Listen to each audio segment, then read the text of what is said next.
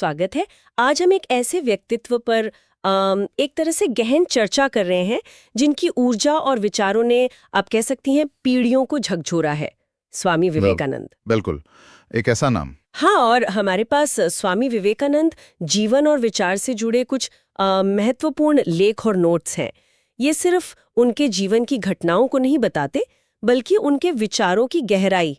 हाँ, और आज के समय में वो कितने प्रासंगिक हैं ये समझने में मदद करते हैं। सही कहा। बिल्कुल। देखिए, हमारा लक्ष्य सिर्फ जीवनी दोहराना नहीं है, बल्कि विवेकानंद के दर्शन के उन मूल तत्वों को खोजना है जिन्होंने उन्हें एक वैश्विक विचारक बनाया।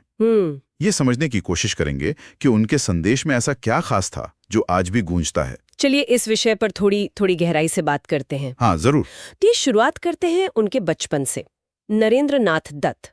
स्रोत बताते हैं कि उनकी जिज्ञासा सिर्फ किताबों तक ही नहीं थी, वो सवाल बहुत पूछते थे। हाँ, तर्क करते थे, सत्य की खोज वो बचपन से ही उनमें बहुत प्रबल थी। नहीं, एक गहरे चिंतक थे वो। बिल्कुल, और यही जिज्ञासा, यही खोज उन्हें रामकृष्ण परमहंस तक ले गई। हाँ, वो मुलाकात। और वो मुलाकात महज गुरु शिष्य का संबंध नहीं था, वो नरेंद्र के लिए आध्यात्मिकता का, जिसे कहते हैं ना, अनुभवजन्य पक्ष, अनुभूति का मार्ग खुलने जैसा था। अच्छा। रामकृष्ण ने उन्हें किताबी ज्ञान से परे आत्म साक्षात्कार, मतलब स्वयं के वास्तविक स्वरूप को जानने की दिशा दिखाई, और इसने उनकी पूरी सोच ही बदल दी। फिर रामकृष्ण के जाने के बाद विवेकानंद ने संन्यास लिया और पूरे भारत का भ्रमण किया। ये भी सिर्फ एक यात्रा नहीं थी, है ना? नहीं, बिल्कुल नहीं। स्रोत इस बात पर बहुत जोर देते हैं कि ये देश की आत्मा को समझने का एक गहरा प्रयास था। सही। उन्होंने गरीबी देखी, अशिक्षा देखी, जड़ता देखी, लेकिन उसके साथ ही भारत की उस अंतर्निहित आध्यात्मिक शक्ति को भी पहचाना जिसे वो जगाना चाहते थे। आत्मविश्वास के साथ वो 1893 में शिकागो पहुंचे। हाँ, शिकागो विश्व धर्म सम्मेलन, और उनका वो पहला वाक्य, sisters and brothers of America, सुनते ही पूरा हॉल तालियों से गूंज उठा था। बिल्कुल, वो सिर्फ एक संबोधन नहीं था, वो असल में भारतीय दर्शन के वसुधैव कुटुंबकम, सारी दुनिया एक परिवार है, इस भाव का पश्चिमी मंच पर पहला, कह सकते हैं, प्रबल उद्घोष था।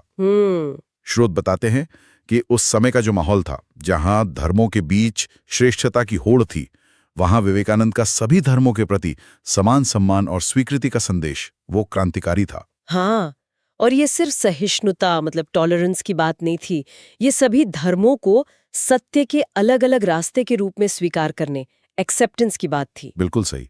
ये बारीक अंतर उनके संदेश को बहुत शक्तिशाली बनाता है, जैसा हमारे स्रोत भी बताते हैं। सही। और उनके विचारों का केंद्र बना व्यावहारिक वेदांत, प्रैक्टिकल वेदांता जिसे कहते हैं। मतलब ये कि आध्यात्मिकता सिर्फ ध्यान या पूजा तक ही सीमित ना रहे, वो हमारे कर्मों में दिखे, खासकर मानवता की सेवा में। अच्छा। उनका वो प्रसिद्ध आवाहन, उठो जागो और तब तक मत रुको जब तक लक्ष्य प्राप्त न हो, ये केवल एक नारा नहीं था। नहीं, ये इसी कर्मयोग का सिद्धांत है।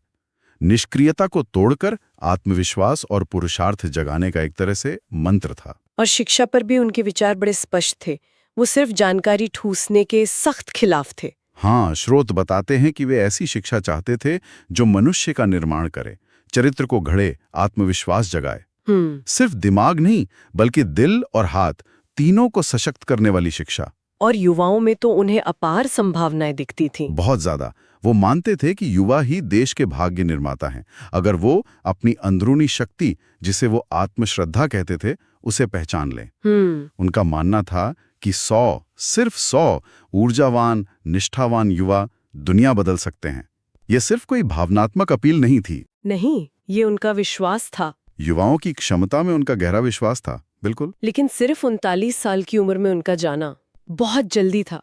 पर यह आश्चर्यजनक भी है कि इतने कम समय में वो विचारों की इतनी गहरी और स्थायी विरासत छोड़ गए। निश्चित रूप से विवेकानंद का जीवन यही दिखाता है कि कैसे प्राचीन ज्ञान को आज की चुनौतियों के समाधान के लिए इस्तेमाल किया जा सकता है।